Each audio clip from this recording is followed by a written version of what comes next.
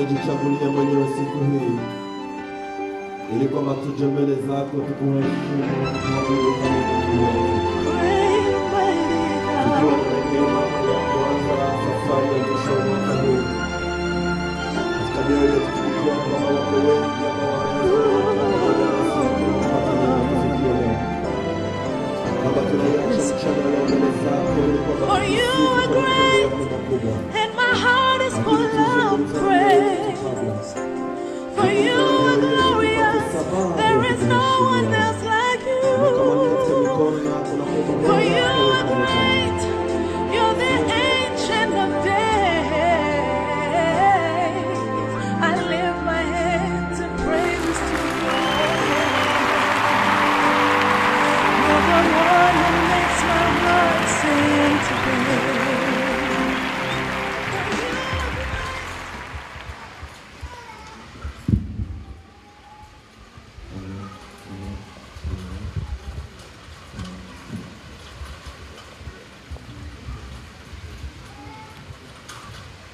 Bwana asifiwe.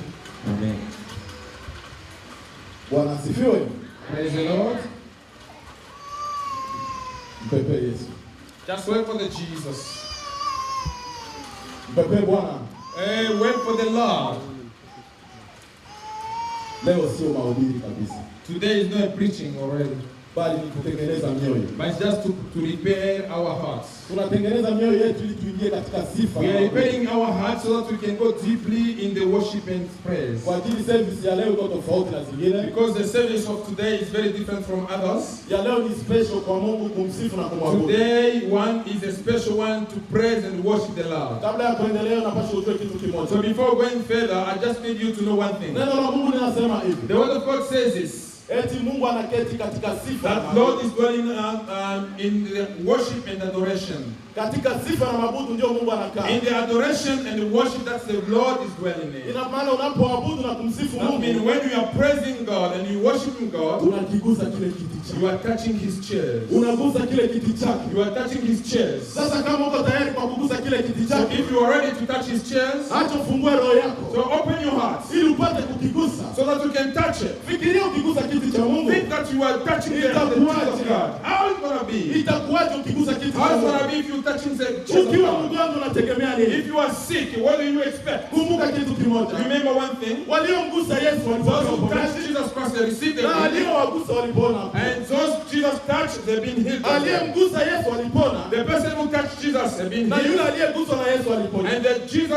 the person who Jesus touched has been healed. Sasa katika shida yako, So in your problems, iandae sasa jinsi ya kuigusa Yesu.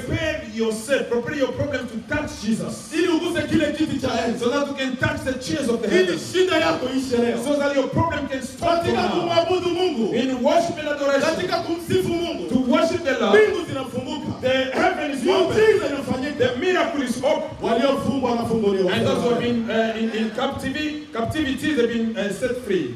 Tunaenda soma kitabu cha Zaburi. So we're going to read the psalm. Haitaki kusoma msomaji wetu. Zaburi ya 150. Psalm 150, Tunasoma tu sura yake ya 6. 6. Inasema hivi. And it says this. Na kila mwenye pumzi afanye And nini? all those who got breath, what are you supposed to do? Kila mwenye pumzi afanye Everybody who nini? got breath, what are you supposed to do? Hiyo ndio Zaburi inavyosema. That is what Psalm says. Ikiwa kama una pumzi ya If uhai, you have the breath, ni lazima msifu Bwana. it's must, you have to Na kama una glorify the pumzi ya Lord. uhai, And if you are not, don't have the breath, unyamaze kimya. so you have to be quiet. Ina maana ni kwako kujiandaa leo. That's mean for you Kwa to ajili prepare ya yourself kufika today. mahali hapa. So for you to come Kwa ajili here, tumeipata pumzi ya it's uhai. because we have this Na breath. pumzi hiyo ya uhai, And the breath of hakuna life, aliyelipia. nobody paid for Bali it. tumeipata kwa neema ya But we Mungu. receive it by God's Ndio grace. maana neno la Mungu linasema hivi. That's what the Lord of God Na says. kila mwenye pumzi, All those who go breathe, amsifu Bwana they have to kanisani. glorify the Lord.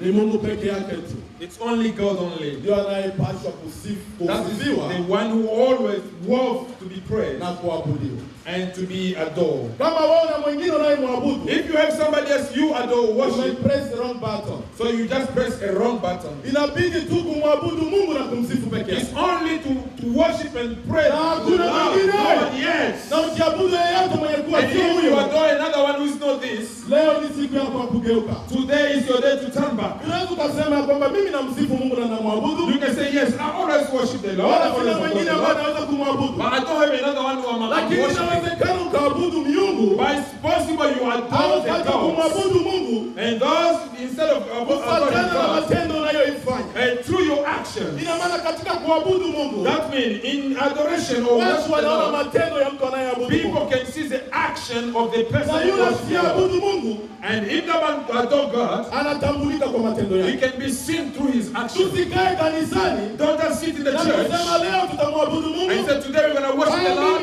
Waje namwabudu or Mungu. I always worship the Na Lord. matendo yako haoneshi kama And ni mtu in my wa kuabudu Mungu. action is not really much of what I'm adoring the Lord. Neno la Mungu linasema hivi. The word of God says this. Katika kitabu cha Yohana sura ya 4:23 inasema In hivi. John 4:32 it says this. Yohana 23. sura 4:23. John 4:23. Eti waabudio halisi And those, the good worshippers, watamwabudu katika roho na kweli. they worship him through their Kwa spirit ajili yeye and the truth. anaketi katika roho. Because him is dwelling in Na the heart. watakaomwabudu pia ni lazima And waabudu those that katika worship roho. him, they have to worship him through their Ina heart. maana unapoabudu katika roho, That means when you adore God through sisi your heart, hatutatambua kama unamwabudu Mungu as katika we're not roho. going to see it that you are adoring Lakini the Lord. tunapotambua ya kwamba kweli huyo anaabudu Mungu, But whenever we see that this is the ni person kile worshiper, unachokitoa nje. it's what you are giving out. Tabia yako Your tunayoiona action, what we are seeing, ndio inahakikisha kwamba mtu anamwabudu Mungu that's what gives us the confirmation that you au are the Lord, anamwabudu Mungu. or you don't really worship the Ina maana Lord. hata ukisimama hapa Even if you are standing ukisema here ninamwabudu Mungu and you say, yes, I'm na worshiping the unafanya Lord, matendo mabaya, and in your actions are very wrong ones, kweli haumwabudu Mungu. truly you don't really adore the God. Leo hii utambua kwamba mimi simwabudu So Mungu. today you have to discover that you Ukiwa adore unafanya God. matendo mabaya If you do bad actions na unasema kwamba ninamwabudu Mungu, and you say that, yes, I worship the Lord, unawadanganya wanadamu, you are lying to the human being. lakini hauna kweli ndani yako ya But there is kumwabudu no Mungu. truth inside you to worship the Lakini Lord. kumwabudu Mungu But to worship the ni Lord kumwabudu katika roho na is kweli. to worship Him through the Na maana heart roho and the inaanza truth. kuabudu kwanza, And the spirit have to adore na first. kile kilicho ndani ya roho kinatoka nje. And something which is from your heart will go out there, and then we can see. Amen. Amen. Naona tusitoke nje ni wakati wa Bwana. Really ask the ushers to not allow people to go out, please. Shemashi kusaidia hata wale walio nje kama wanataka kufanya waingie ndani na hakuna cha kufanya nje. Ushers, if the people who are sitting Ni down there wakati wa Bwana, wala sio wakati wa kuzunguka outside, kwenye simu. this is not the really Ewe time for you to shetani wa talk. simu toweka. Oh, therefore, of the telephones, go out. Tumekuja kwa lengo moja kwa ajili ya kumwabudu. We are coming for one Na objective kuna for lingine God. limekuwa tofauti na And hiyo. there is Na nothing that shetani you can toweka do. na mambo yako katika jina la Yesu Kristo. Tunaye Mungu mmoja tu. We have only one Ndiye God, tupatia uzima the one who gives us the breath. Basi twende kusoma katika kitabu cha Luka. Let us read now in Luke. Tulishazungumza kwamba ni Mungu peke yake anayestahili kuabudiwa. We say that it's only God who worth to be Lakini with katika God. kitabu cha Luka kinasema ni sura 4 na mstari wake wa 7. And in Luke 7 he says this. Acha tusikie hapo. Luka sura 4 na mstari wake wa 7. Luke. Hivi vyote vitakuwa mali yako wewe kama ukiniabudu.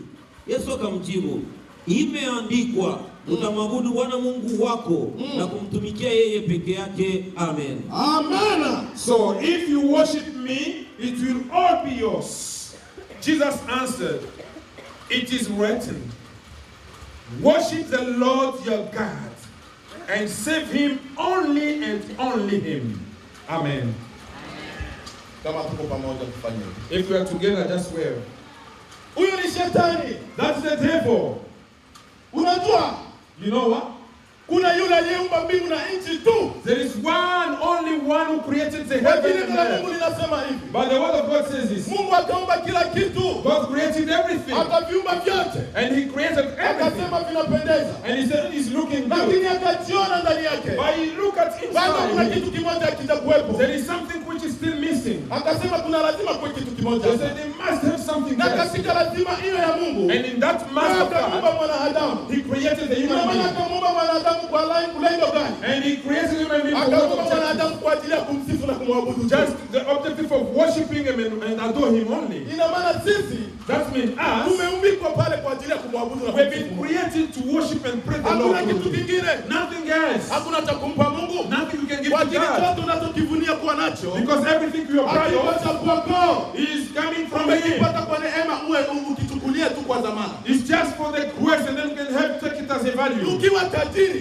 If you you are rich, ni neema kuwa tajiri ambayo Mungu it's amekupatia. a grace God gave to you. Ukiwa na pesa nyingi, If you have a lot of money, sio mapenzi yako. it's not your will. Hakuzaliwa ukajua nitakuwa tajiri. You have been created just to be rich. If you Si fast, kwamba wewe ulijifanya kuwa mnene. it's not you. Hata wengine wakijifanya kuwa wembamba, Even others lakini ni need to be mpango wa slim, Mungu. but it's a Na plan of wengine God. wanatafuta kugonda lakini hawagondeki. And other people need to be slim, but they Lakini never get yote it. yanafanyika kwa mapenzi Because ya Mungu.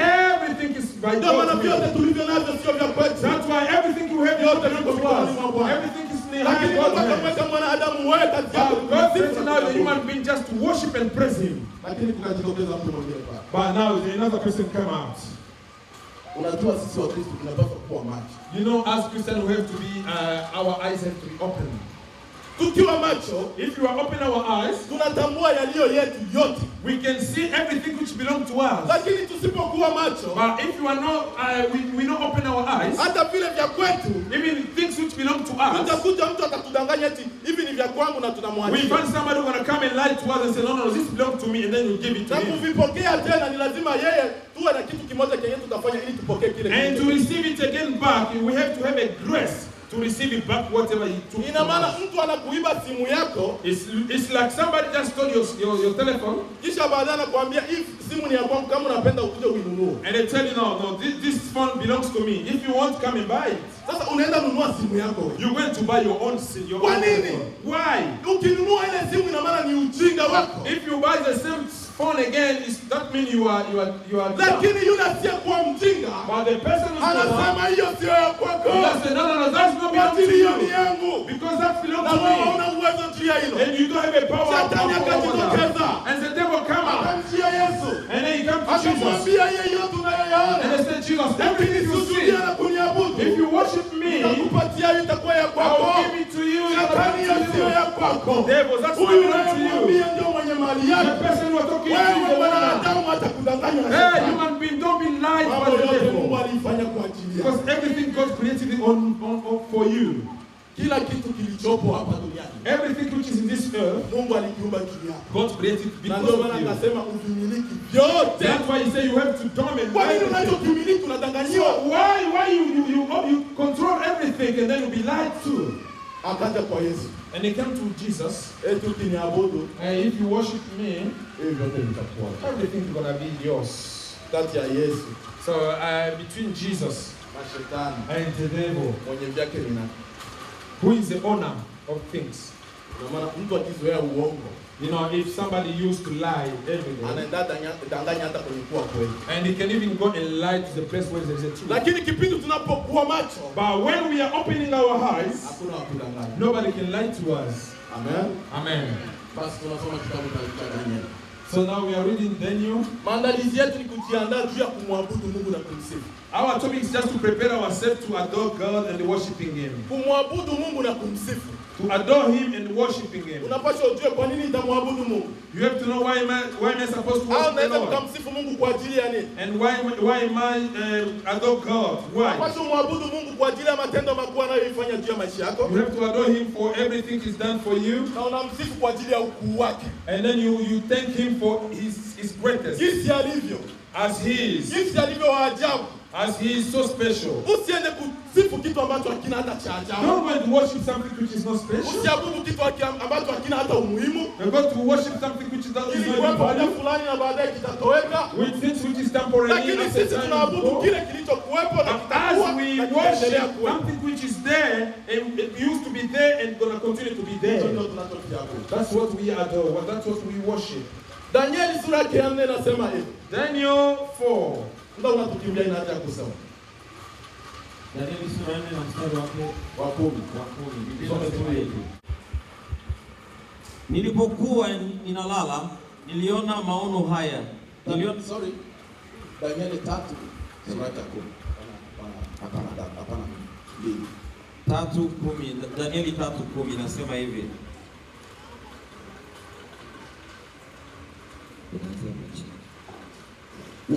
Wewe mfalme ulitoa amri kuwa kila mtu anaposikia sauti ya baragumu, filimbi, kinubi, zeze, santuri, zumari na kila aina ya muziki ainame chini na kuiabudu ile sanamu ya dhahabu, na kwamba mtu yeyote asiyeinama chini ya kuiabudu sanamu hiyo atupwe ndani ya tanuri ya moto mkali. Amen. Daniel 3:10-11 says this: You have issued a decree, O kings, that everyone who hears the sound of the horn, flutes, guitars, lyres, harps, pipes, and all kinds of music must fall down and worship the image of God, and that whoever does not fall down and worship will be thrown into a blazing furnace. Amen. Bwana asifiwe. Praise the Lord. Bwana asifiwe. Praise the Lord. Huyo ni mfalme. That is a king. Unajua wafalme wa ulimwengu wasiyemjua Mungu, You know the king of this world, if they don't know God, wanafikia kufikiria kwamba ni wenyewe ndio wa Mungu. they already think that they are gods. Anashindwa kujua wewe ni mfalme. And they really not able to know that they are Mungu kings. amekupatia neema ya kuwa mfalme. God gave you the grace of being Jua a king. kilicho juu ya ufalme wako ni kitu gani? Know what is overruled your kingdom. Nebukadneza mfalme wa Babeli And Nebuchadnezzar, the king of Babel, akajisikia ndani yake, he felt in his heart. jinsi niko powerful He felt that he's very powerful, na jinsi tu nilivyo niko mfalme, and how he's a king. inapaswa nifanye kitu kimoja cha mabadiliko. So I have to do something which is different. Unajua katika utawala au mtu akipewa madaraka, And you know, in the kingdom, if you've been given the anafikiria throne, mambo mengi. you just think about too many things. Anafikiria naweza fanya kitu kingine gani And think, oh, what am I supposed to do? mwingine? Which is new, which never been done by somebody Create else. kitu gani kwa What am I wakati? supposed to create in this kingdom of Huyu mine? mfalme akaamuru wafanye sanamu. And this king allowed people to make a status. Walipotengeneza ile sanamu, When they make it, when they made the statue, wakaisimamisha. they stood it up. Baadaye akasema leo ndio siku inauguration And they kwa said, Mungu. today is our inauguration day for this our new God. Huyu Mungu wake. So this is his God. Akasema ni lazima watu wote And he said, this is a must. Everybody, watakaposikia when they hear ngoma, the drums gita na kila aina ya and the muziki, guitar and all kind of different of music, washuke chini wakimwabudu. they to come and kneel down and adore this God of mine. Wamwabudu huyu Mungu wangu They to adore this God of mine. ambaye nimemwanza leo, The one I created today. ambaye nimemtengeneza leo, The one I created today. ambaye mimi ndio nimemweka. The one who I did Mungu ambaye amewekwa myself. na mwanadamu. God who been created by a human being. Okay, ikawa hivyo mfalme amesema. Okay, it's been done as the king said. Lakini kuna watu wanayejua nani wa kuabudu. But there is some people who knows who shall we adore and Wale worship. wanaojua nitamwabudu nani. Those who know that whom shall I or who shall I Wakasikia habari adore. hiyo. They heard that Na news. mfalme ya kwamba kila mtu aabudu. Therefore, from the king that everybody had to adore and worship. Saa ikafika, And the time reached up. tarumbeta zikapigwa. Also the drum had been tapped. Vipofu na wajinga wakaanguka chini wakaanza kumwabudu. And the blind people and the fool people they fall Lakini down and kukawa start wale adoring. ambao wamesimama. But there is still those people who Walio stand na up, utukufu wa Mungu ndani yao. who does have the holiness of their Wakasema God. hakuna. And they say there is Hakuna. no, there is no. Atakayeabudiwa na mimi There is no mwanadamu. one gonna be adored by Ninakuwa yule you. tu. It's only him, God. Hata mfalme ukisimama, Even the king you stand up. sina haja ya kuabudu kiume I don't have really need ambacho to wewe adore the umekitengeneza human kwa being. akili yako. The human being you created on your own Shadraka, mind. Meshaki na Abednego And so Meshach, Shadrach, and Abednego, wakakataa, they refused. wakasema hatuna mwingine wa They kuabudu. said, we don't have another one to adore, to worship. Wanajua ni nani wa kumwabudu, They knows who to worship. wakakataa. They refused. Lakini amri ya mfalme ni kuwa kali But sana. the commandment of the king was very Yote hard. atakayekataa And said, hey, whoever refused this, atatupwa katika tanuru la you're going to be moto. thrown in the fire. Cha kwanza ujue kuabudu Mungu ninamwabudu pia nini. The first one you have to know, if you worship the Lord, why Na you ninaweza worship the Lord? nikamsifu Mungu kwa ajili ya nini? If I adore God, why shall I praise the Lord? Hao ndugu wakakataa kuabudu kile kiumbe These chao. people refuse to worship and praise Wakasema God. tuna Mungu They tunayemwabudu. say, we have God who we adore. Tunamwabudu kwa ajili ni wa miujiza. We adore him because the Tunamwabudu miracle kwa God. ajili yeye ndio aliumba ulimwengu. We adore him Sasa because wewe the one that tunamwabudu tu created. alifanya nini? So, and this one of yours, Wakakataa. what did he do? Kama ni kwenda motoni, If you want to go in the lazima fire, twende. it's better Lakini us to Mungu go in the fire. tunayemwabudu But the God we ana adore, uwezo juu ya moto. he is able over the fire.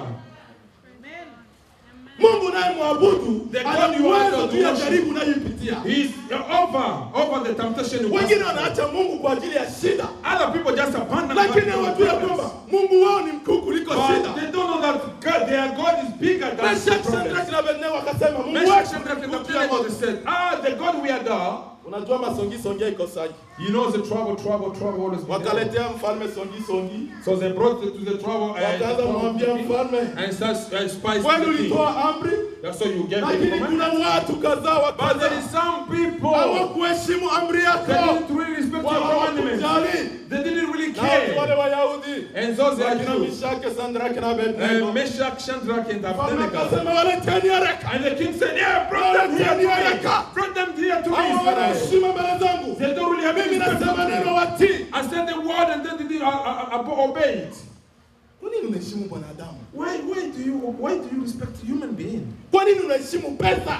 Why do you respect money? Kwa nini unaheshimu pesa? Why do you respect money? Pesa zitakupeleka wapi? The money, where am I going to take you? Unaheshimu pesa. You respect money. Kwa ajili ya pesa Because of money, unakataa mapenzi ya Mungu. you refuse the will of God. Lakini Shadrach, Meshach na Abednego But Shadrach and Meshach and wakasema kama ni Abednego, kufa tutakufa, if it's to die, lakini we Bwana will die. wetu But our God, atakuwa ni mzima kuliko. He's going to be the living one forever.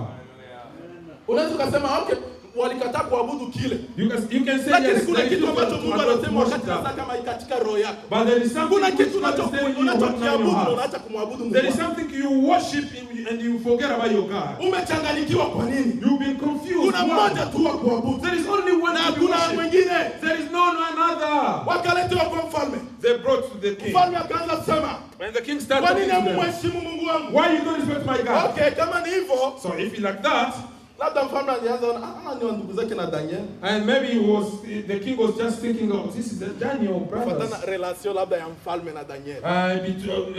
You get to the relationship with Daniel and the king. Siwezi decide hapa labda itakuwa mbaya. I can't really decide here, maybe because I still hope in Daniel, Okay, basi bwana, ni hivyo, and say, okay, now it's like that, murudi. so you go back.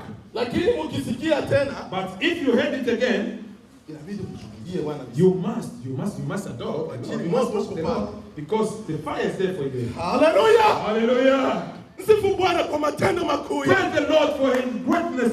Ukiwa ndani ya Yesu, If you are in Jesus, ukimjua Mungu wako, if you know your God, hauna uoga. you don't be Hata afraid. wakikwambia watakutupa ndani ya shimo. Even they tell you they throw you in the fire, Unasema okay. and you can say just okay. Hawa ndugu wakusema tutaenda ili tufichame. This brother didn't say no, we go and hide Sio ourselves. kuna Wakristo wengine shida ikiongezeka, Because there is other people, if the problem continue to grow and au grow, jaribu ikiinuka, or if temptation continue to grow up, wanaanza fichamu. they start hiding themselves. Bana nionaga mimi niko Mkristo, They always see me as a Christian, kumbe nitafanya pembeni. so I have to do it on the other side. Lakini jua Mungu wako But know your God, ana siri. He doesn't have a secret. Ukimficha mapasta wako, If you hide yourself from your pastor, pasta ni mwanadamu sawa yeye. pastor is a human being like you. Kwanza usijali hata kumkimbia. Don't even care about Fanya running. kile unachojisikia kufanya na yeye You want aone. you feel free, even if Ili you aone can sababu ya see, kukuombea kama unahitaji msaada wa so that maombi. they can see why shall he pray for you. Lakini kama unahitaji msaada wa maombi, But if you don't really need the help fichama of kwa the ajili prayer, hakuna atakachokusaidia. hide yourself because there is nobody to Atasema help tu you. ni mwimbaji wangu mzuri. And you're going to say, no, this is a Namtegemea beautiful sana. singer. I Ana really sauti hope in nzuri him. sana. He got a nice voice. Kumbe ndani umeoza. But inside Lakini you will ukifanya die. dhambi ambayo pasta anaiona, But if you do the sin, anaanguka the kwa person magoti sin, anakuombea Mungu he will akusaidie. kneel down on the ground and say, God, please help me. Fanya dhambi yako hadharani ili upate msaada. Do your sin out there so that people can see you. Kama tabia yako ni ya kutukanana, If your habit is just hata kwenye mlango wa kanisa tukanana ili upate msaada. yeah, even here in the church, just continue to shut on each other. Na kama uko msharati, And if you are in fanya your wazi ili usaidiwe maombi.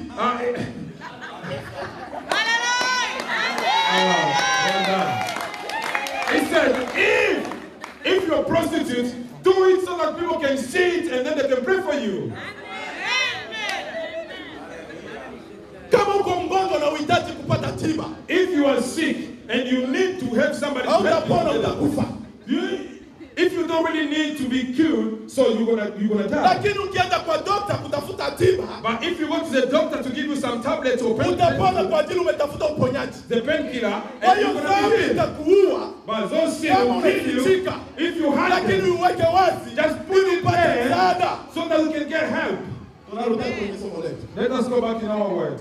Mfalme anapoambia hao ndugu hivi, And this when the king ni lazima muanguke chini I mumwabudu. said, yeah, in the mask you must fall Hawakuona down haja and worship the kusema Lord. eti tutaenda fichama. They didn't really hide. They Walimwambia mfalme macho kwa macho. They told the king Ndio maana face to ufanye face. dhambi yako uso kwa uso ili That's why you have to do your sin face to face so that people can pray wakasema for you. mfalme hata usemeje, And the king is hakuna mwabudu huyo, You're not going to adore him. hatuwezi kumwabudu. We can worship Fanya him. unalolitaka. Do whatever you want. Shida unayoipitia iambie sitatoka The katika problem magonjwa you're passing through kwa now. ajili ya magonjwa. Tell him, no, I'm not going to go beyond the will of God. Hata nikiwa mautini nitatangaza Even in utukufu wa Bwana. darkness, I will testify the Lord and greatness of God. Mfalme akasikia hasira And the king was really hungry. zaidi ya kuwabembeleza, So after really akasikia them, wamemkosea heshima, and he feel like this, wanajitatua mbele ya macho ya watu they really na disrespect kuikataa amri people yake. and refuse his Mfalme commandments. akasirika sana, And the king was really akasema angry. ongezeni moto, And say, yeah, add more ongezeni fire, tena, add more ongezeni fire, tena. add more fire. Tuko pamoja? Are we together? Baada ya kuumwa mguu, So if you are bent on shetani anaongeza mgongo nao. the devil just bring again the back as well. Baada ya kuumwa mkono, So after being helped on anatenda your na hand, kichwa chote anaongezea. and the devil just add more Baada ya fire. kichwa kuuma, After the head, anaongeza na tumbo. he just brought the Hiyo ndio twist. mipango ya shetani That kwako. is the plan of the devil for you. Huyu mfalme akasema ongezeni moto And mara this king saba said they added ili 10 waukue times vizuri, so that they can ili really tuone burn Mungu wao yuko wapi. so we can see which one is Lakini the hata devil. mwili wetu upate maumivu. But it's better our body, our flesh to have a problem. But our God is alive. Hata shida ikiinuka, Even the problem just Mungu lives ana now. mamlaka juu ya My shida. God is power, is able over the problems. Mfalme akaongeza moto mara saba. And the king added more fire 7 times. Wakristo wengine wanapoona jaribu inaongezeka tena inaongezeka. Other Christians, when they see the temptation always adding up more. Nilikuwa nasikia kama mgonjwa kanaanza I was feeling that this au maisha yangu ilikuwa is inaanza kubadilika. my life will be started changing. Cha kwanza tunaanza fikiria twende kwenye maombi. The first one we always think is just to go to the prayer. Lakini ujue unapoenda kwenye maombi shida inaongezeka. But remember, when you go to the prayer, the problem adds one more. Unapoenda kwenye maombi shida When you're inaongezeka. going to the prayer, the problem always adds more. Afadhali kisi nilikuwa sienda hata kwenye Oh, maombi. it's better my Afadhali use your nilikuwa way. sifanyi kazi ya Mungu. Better doing the Bwana thing I was doing the word of God. It's better nikiacha doing nilikuwa it. salama. Let me leave it so Nikiacha I can nilikuwa make sina this tatizo. I didn't have a Lakini problem. Shadrach, Meshach na Abednego But Shadrach, Meshach, and wakasikia mfalme Abednego, anaongeza moto mara they saba. got the king add more seven fire. Ni Mungu gani atakayewaokoa ninyi? And the king asked him, who is God going to help you here? Wewe wakikuuliza Mungu gani atakayekuokoa, So if- utaambia mfalme nini? If they ask you today, which God gonna save you here? What are you gonna talk to them? Jaribu ikikuuliza maswali unasema nini? If the temptation asks you some questions, what do you say? And they say, no, Ilikuwa yangu mzuri. I was a bee, Lakini I was nilipoanza hiyo ya good. Mungu navyo. But when I started Those this shida God zinaongezeka. business, the problem add more. Haujui uwezo wa Mungu wako. You don't know the power of God. Moto ukaongezwa mara saba. The fire been added 7 times. Mfalme akasema wachukueni, And the king said, okay, take watupa them. kwenye moto.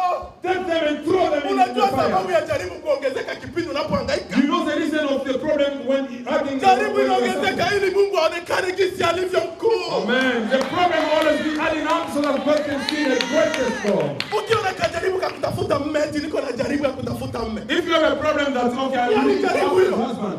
Which temptation is that? Mimi nakosa mme So I don't have a husband? na inakuwa saa vile ni shida, Mungu asikie hitaji langu. And it's like a big problem and God has to Unamwambia hear. Mungu mahitaji madogo madogo. You are talking to your God that's Mungu anafanya little. miujiza, hafanyi mambo ya kidogo God kidogo. is the God of Kama Mungu miracles. alisema na mme, ukiwa mwanamke ni lazima uolewe. Hapo unaomba kitu gani? If God said that you are a wife, you are a human being, Na you yeye are a woman, alishaga ifanya and then you hiyo. have to have a husband to get married. Lakini Mungu Already anafikiria afanye done. miujiza juu yako. But God already think what's going to do the miracle for you. Roho ya mfalme ikasema nikiongeza moto mara saba The heart of the king said, if I add more fire, ndio 7 times, watasikia habari, yeah, they will feel really painful. lakini hajui. But he doesn't know. Mwanadamu unapotarajia kusikilisha Mungu habari, A human being, when you Ndio really Mungu accept that anakuonesha you are ukuu son of wake. God, God is going to show his hitaji greatness. majaribu kwako Just be lakini uone jinsi on Mungu you. alivyo. So that you can see how God Leo is. Mungu atafanya miujiza juu yako. Today, God gonna operate some Ili miracle on ujue kwanza you. utaabudu nani. So, but you have to know Na kwa first, nini unamsifu Mungu? who are you gonna Na kwa nini worship? unamwabudu? Why are you worshiping Him? Moto uliongezeka mara 7. The fire has been added 7 times. Lengo la Mungu lilikuwa moto uongezeke. Then the word of God, the object for God was the fire to be added Ili more. wale walioabudu ile sanamu So those who are those that wafanye are nini? what you gonna do? Waungue. So they can be Walioabudu sanamu Those who are ndio those waungue. statues, Na they can be waliokataa burned. kuiabudu wabakie wako And those who hai. refuse to adore the statues, they will still alive forever. Waliopeleka Meshaki, Shadraka na Abednego, Those two, Meshach, Shadrach, and Abednego, Biblia inasema wenyewe ndio waliungua katika the Bible said then they will be burnt in that fire. wanaokujaribia Those people who tempt you, ndio wanaanguka katika mitego ya jaribu. those are people who will fall in the temptation. Wanaokutesa Those people make you ndio suffer. watakaolia. Those who are going to be the people going to cry. Wanaokutesa People who make you ndio suffer, watakaolia. they're going to cry. Watakutesa They will make you lakini suffer, hautalia. but you're not going to Lakini cry. kuna yule aliye juu ya jaribu. Because there is the one who's overruled the temptations. Na ule ndio Mungu wetu wa leo. And that is our God of today. Walioenda kuwatupa katika tanuru ya Those moto who take them and throw them in the fire there, ndio walioungua katika tanuru ya moto. those are people who've been burnt by the Lakini fire. wenyewe walioenda kutupiwa But those who've been going to be thrown in the wakatembea juu ya fire, moto. they just walk over the Wakatembea juu fire. ya They moto. walked over the fire. Wakatembea juu ya They walked moto. over the fire. Mfalme akaanza kuchungulia. And the king started to Akaita look staff yake njoni. and God called his staff Niko and sasa said, niko naona kitu fulani ndani ya I moto. can see some people walking Bwana in the wanakuwa watu fire. wengine. Well, those are runs of different people. Hivyo ndio jinsi Mungu wetu alivyo. That is how our God is. Mfalme akasimama, And the king stood up akasogelea tanuru ya moto. and he really approached the fire. Shadraka! And he shouted, Shadrach, Meshaki! Meshach, Abednego! and Abednego, Ese ni mwenye au sio? is that you Na or mbona not? mulikuwa watatu hivi na wanne? You've been 3 Mungu months mzima wao They ameshuka. all down, came in the fire. Mzima wao The living God ameshuka came katika down tanuru ya in that moto. fire. Wakabadili amri ya Mungu. And they changed the commandment of God. Tuna uwezo wa kubadili nchi ya Australia. We are able to change the country of Eti Australia. kuanzia sasa Even to say from now on, tangaza hivi, I just ninyi announce nyote mji wangu all of you have to look mtaabudu up. Mungu wa watu watatu. And then you have to adore the Lord with of these 3 people. Tuishie hapo. Let us stop from there. Tumwabudu Mungu. Let us worship the Lord. Hiyo ndio makuu ya Mungu. That is the greatest things of God. Ndio jinsi Mungu alivyo. That is how God is. Usiangalie shida yako. Don't look up to your problems. Shuka chini umwabudu. Kneel down and adore Him. Umwambie Bwana hata magonjwa And tell Him, God, even if nimeanguka I chini yako. I just fall down Nikikuabudu to worship lakini you wewe una uwezo juu ya magonjwa. because you are overruled. the Hata ikiwa sicknesses. kuna mtu anayenifuatilia, If there is somebody who just follow me, come back to simwangalie me. yeye. I don't really care. I don't look at him. But just fall down, kneel down to worship Kubarikia you. Mungu Mungu wa mbingu na nchi. I really worship you, the Lord of heaven. Hakuna mwingine aliye kama na There wewe. is no one who's like you. Walioabudu wanadamu wa uvivu, And those who really adore the human being or trusted to be by human beings, lakini they will in the waliokuabudu fire. wewe But walisafiri juu ya you, moto. those who adore you, Lord, they walk over the fire. Ndio Mungu tunayemwita siku ya That leo. is a God we are calling today. Tunakubariki na kukutukuza. We really appreciate, we really call you this Lord Jesus, because that is how you are. You are Alpha and Omega, we worship you, Lord. You are worthy to be praised. You are Alpha and Omega, we worship you, Lord. You are worthy to be praised. We give you all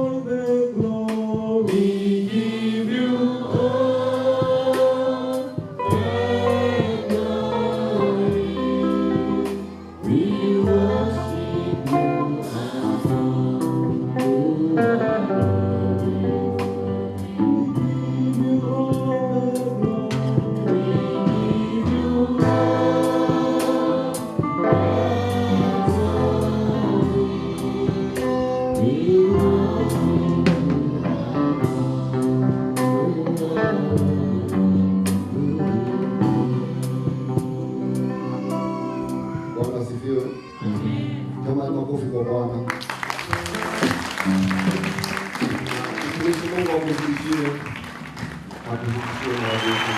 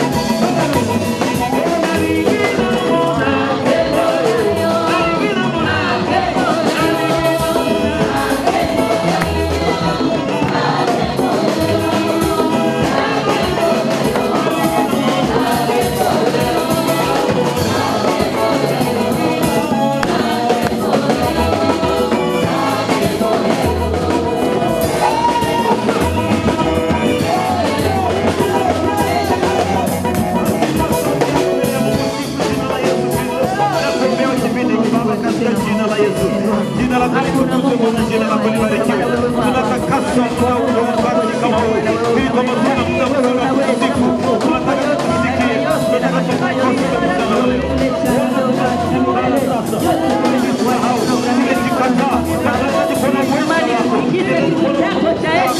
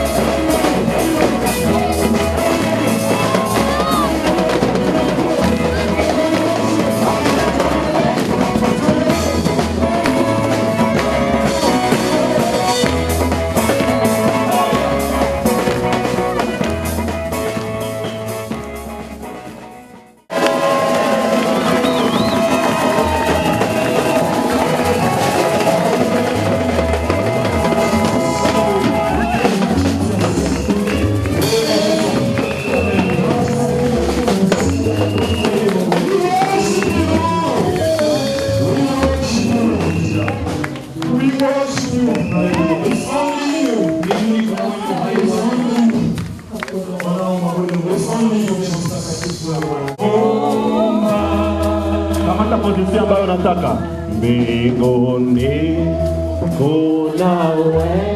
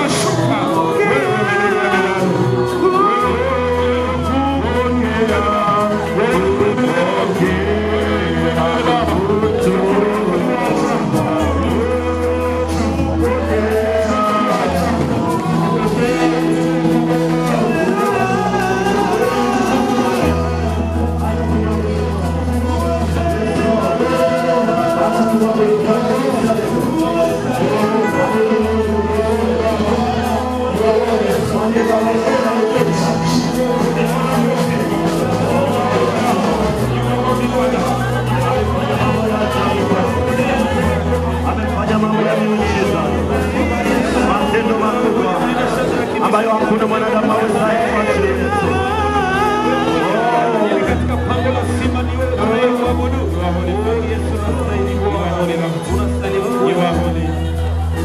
You are holy, Lord. Kakimia. You are holy, Lord.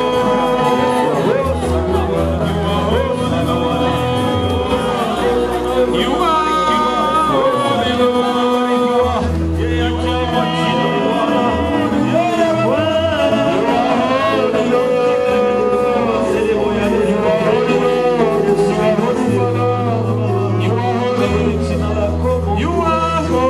Kaa kimya mbele za Bwana.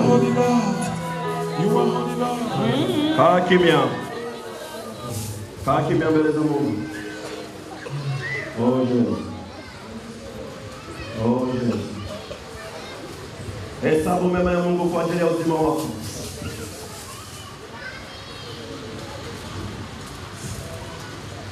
Leo ni siku 14 ya mwezi wa 12. Siku 16 tu mwaka hii itaisha. Ijapo napitia matatizo, ijapo napitia magumu, ijapo napitia majaribu, kumbuka kuna wengine ambao hawakufikisha siku ya leo.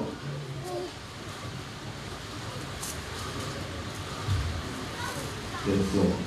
Mwambie Mungu tu ninakuheshimu na kukuabudu kwa sababu niko hai mpaka sasa. Ukiwa unatembea, kumbuka kuna wale ambao wanaomba Mungu kwa nini hakuwapa miguu. Wewe ukiwa una macho, jua kuna wengine wamezaliwa mpaka leo hawajaona. Ijapo magumu unayopitia,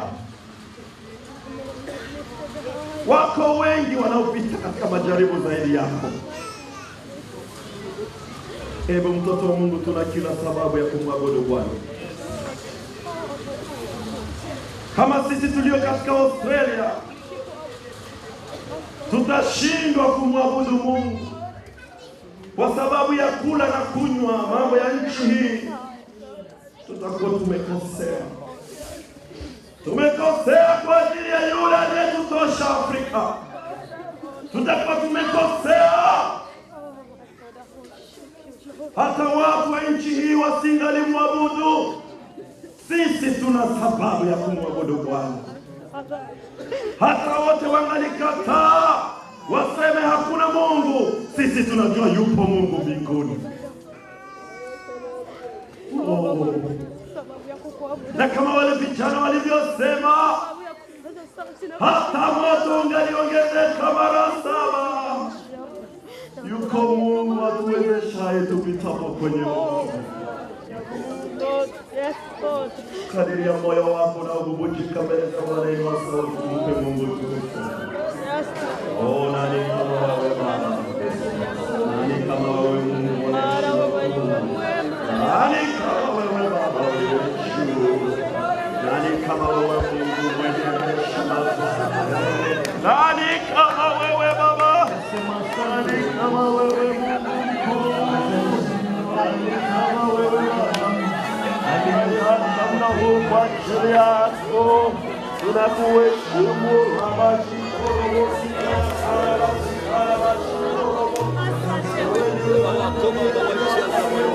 Wema wako Yesu.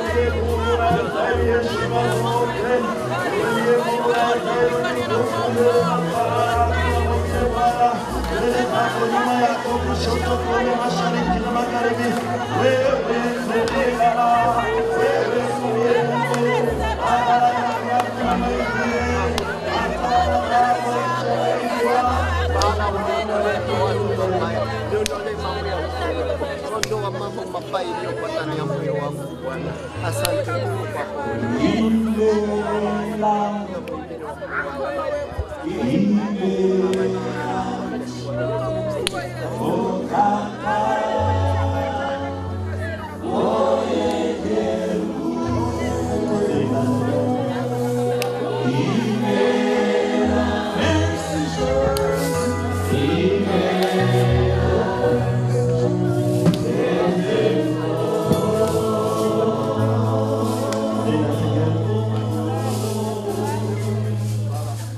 Amen.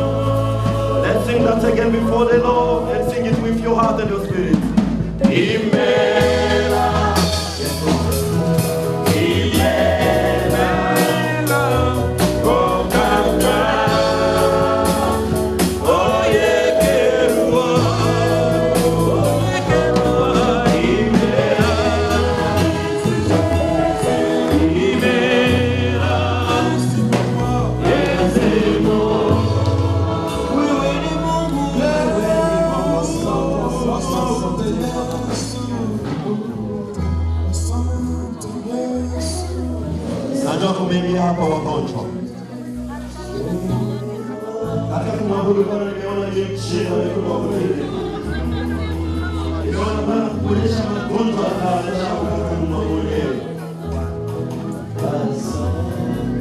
Pamoja tukishuka mbele za Mungu. Tunaenda kuwachongea wale walio wagonjwa mbele za Bwana. Kama wewe Bwana unaweza. Mungu unaweza. Kwa wale ambao hawakuweza kuwa pamoja nasi kwa sababu miili zao ni dhaifu. Ninajua hata Afrika kuna ndugu zako ambao ni wagonjwa. Hata waimbaji wakaendelea kuimba kwa sauti ya chini.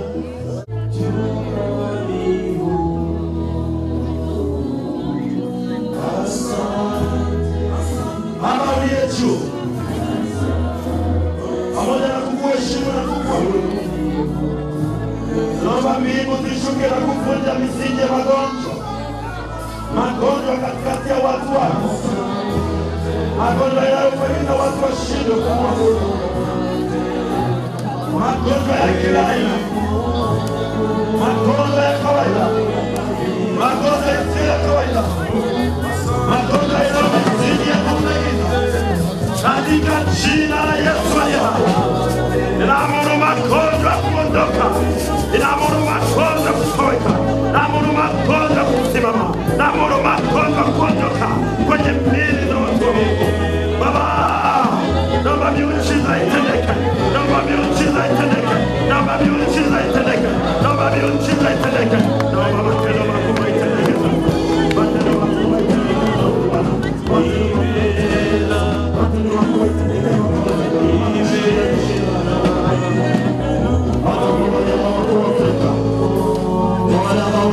nchi zingine uwezo mmoja tukutangia.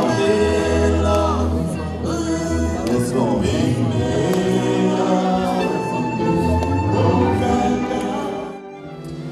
Unajua unaweza kuzania unaokoka kumbe hauokoki.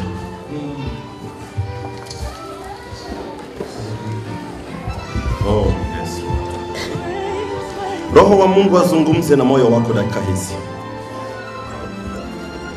Tuko hapa tumepata neema ya kuja kumwabudu Bwana. Lakini roho yako sasa hivi nikiwa nazungumza iko na kuambia wewe hujaokoka.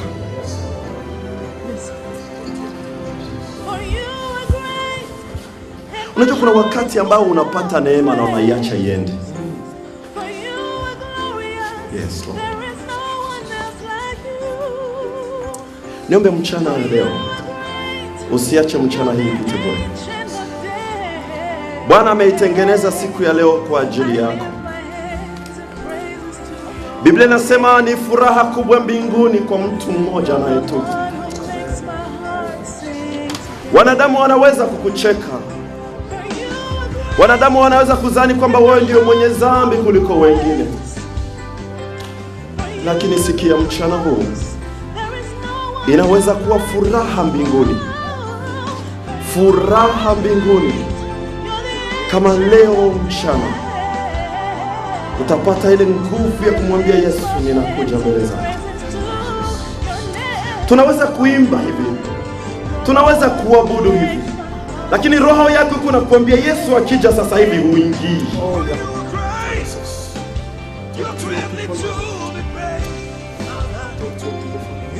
Kwa nini tutakuwa tumeimba hivi? Kwa nini tutakuwa tumefanya maabudu ya namna hii? Kama Yesu akija huingii mbinguni, kwa nini?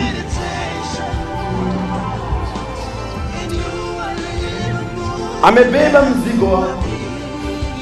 Amelipa deni zako zote.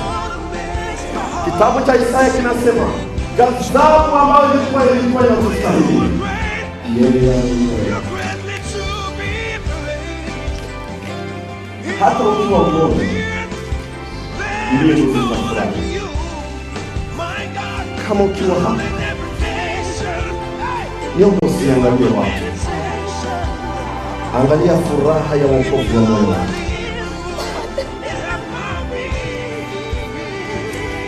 Sizoe kufanya hivi, sizoe kukuomba kufanya hivi, lakini Roho ananishuhudia kwamba hapa kuna mtu ambaye anahitaji kuokoka.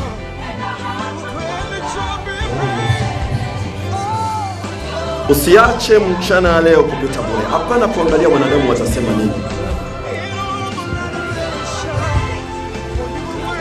Ukiwa katika moyo wako unasikia kwamba unahitaji Yesu mchana huu, niombe ukaribie huko kwenye kila goli.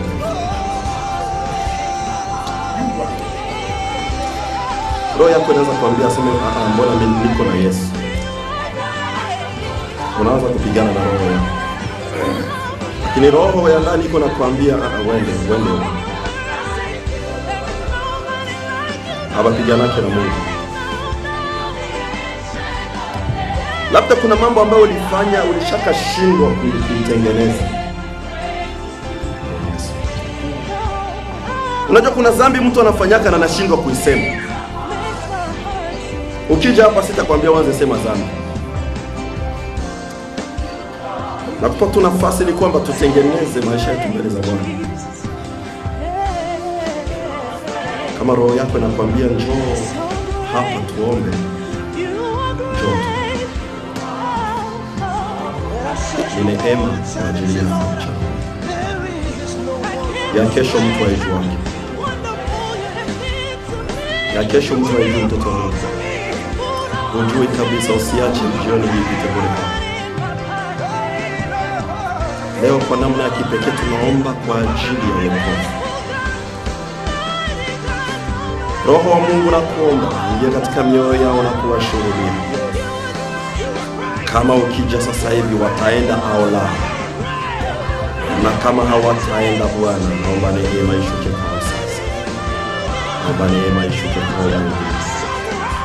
Naomba neema ishuke kwa wangu. Zungumza na mioyo yao. Zungumza ya convince sisi tunaendelea kuimba tukiwa tunakungoja. Toka pale ulipo karibu mbele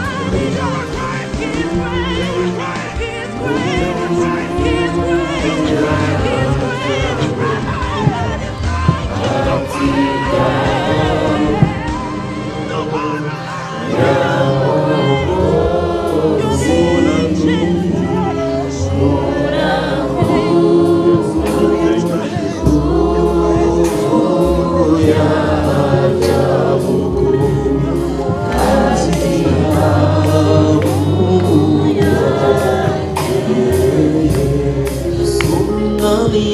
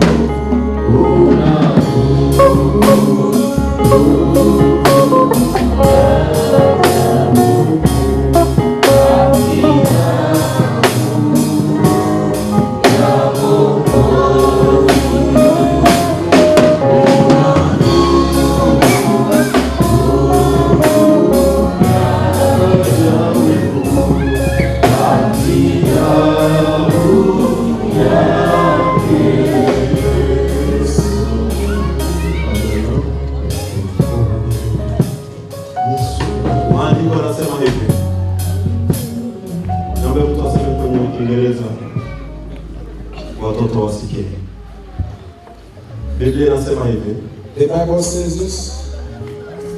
Niko kwenye kitabu cha Yohana. And the book of John. Sura yake ya 8.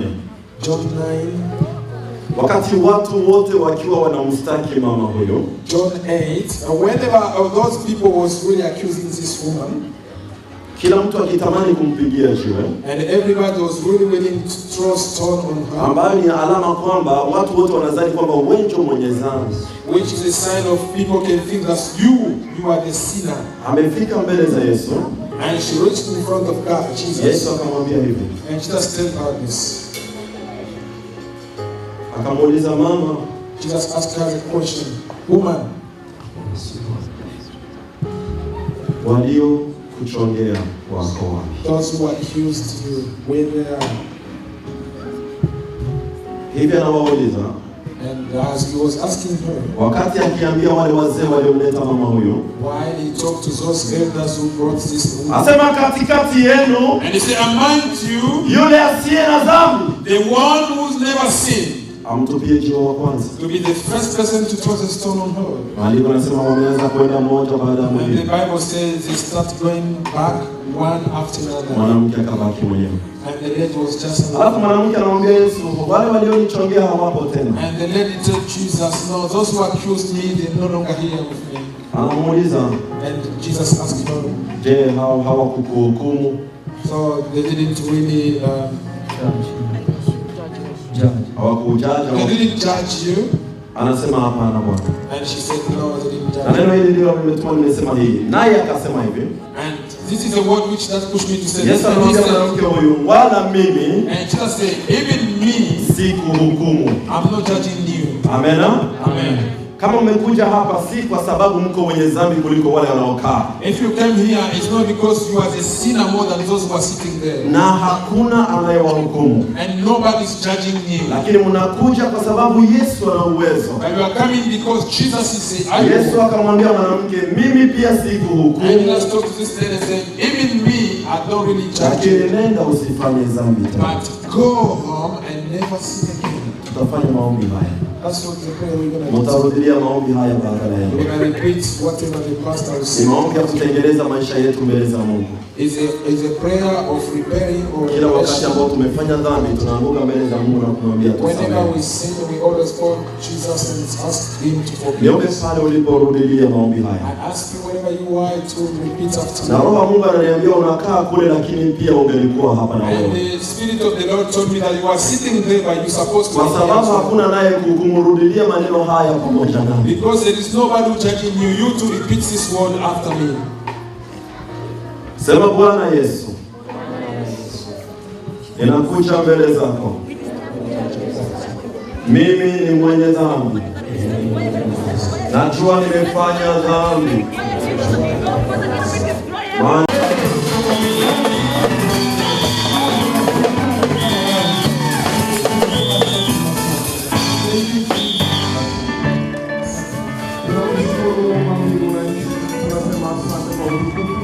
Tunasema kwa kutuweka tena huru Bwana, umetenda maajabu, umetenda Yesu, umetenda, tunashukuru jina lako. Tunasema asante kwa baraka, kwa maana baraka Bwana zilikuja kwetu. Tulipokuita na ukaonekana, tunasema asante. Tunasema asante. Tunasema asante. Asante Mtakatifu. Asante Yesu. Asante Bwana. Bwana asifiwe. Bwana asifiwe. Furaha ipo. Ipo jamani. Leo tunasikia furaha. Furaha ipo. Watu mnachoka. Hamjafanya kitu na mnachoka. Pole sana. Hapo niwaambie kitu ndugu zangu. ikibidi muda wa kumsifu Bwana, sio wakati wa kukaa. Wengine mnaangalia nguo zenu za samani, mnaangalia nimevaa nguo yangu sasa nikakaa chini.